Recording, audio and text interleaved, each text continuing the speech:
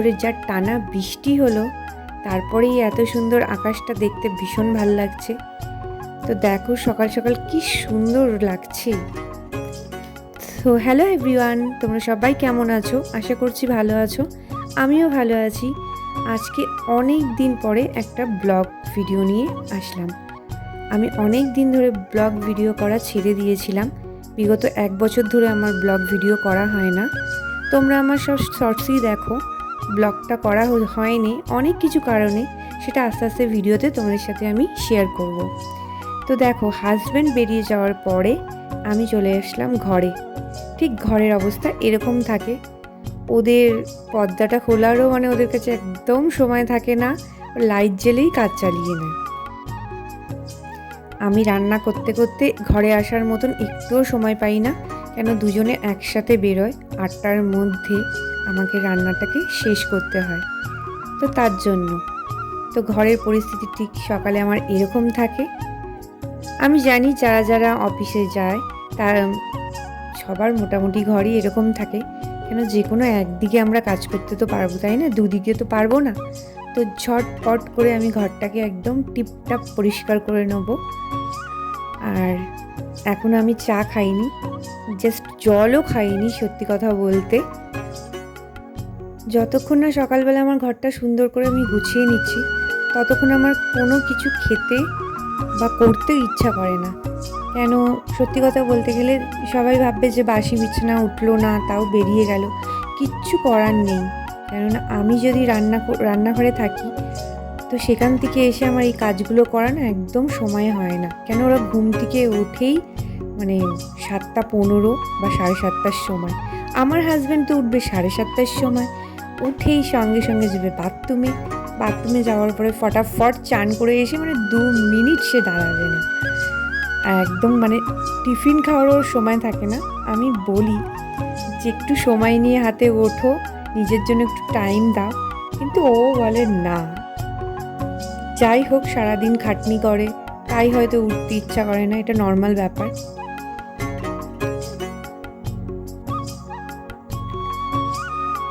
তো আমি ঘর দোর ভালো করে গোছানোর পরেই আমি চা খাই। আমি তার আগে চাটা খাই না, কেন আমার একদম ভাল লাগে না যে ঘর এই অবস্থা হয়ে থাকে আর আমি তার মধ্যে চা খাবো।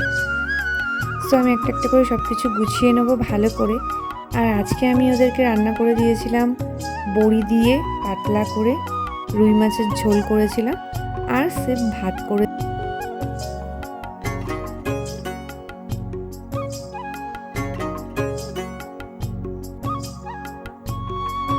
আর অনেক দিন পরে আজকে ব্লগ বানাচ্ছি, সে আগের দিনের কথাগুলো মনে পড়ে যাচ্ছে।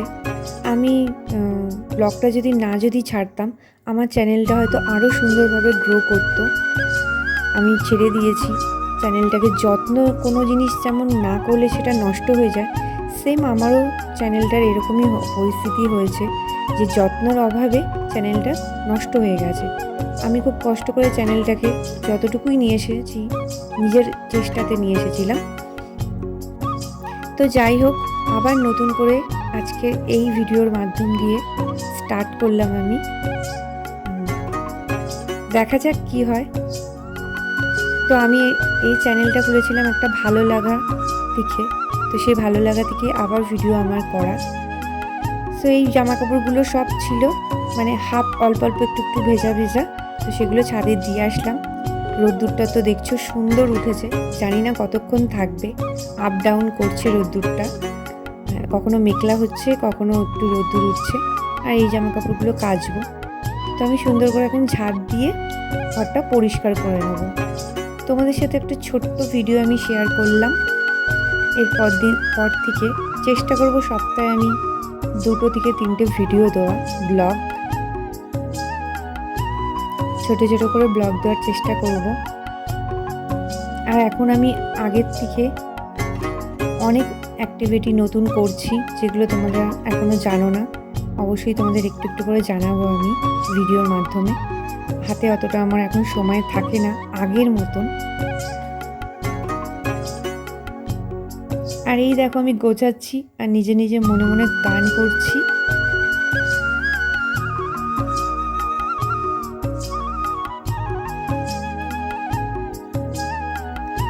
আমি বলছি এখন আমি চা খাইনি, আমার প্রচুর মানে চা খাবার একটা নেশা উঠে গেছে।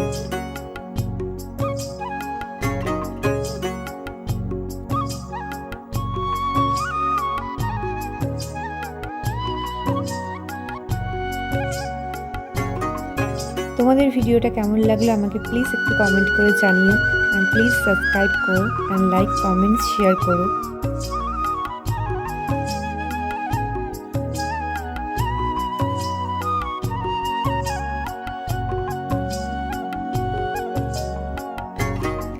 তো দেখো আমার ঘর একদম টিপটাপ হয়ে গেছে, পরিষ্কার পরিচ্ছন্ন করে দিয়েছি,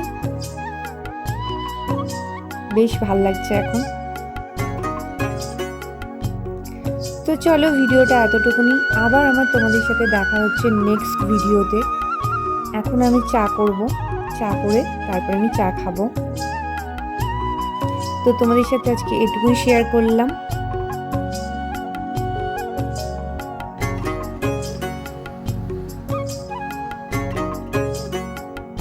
তো চলো টাটা।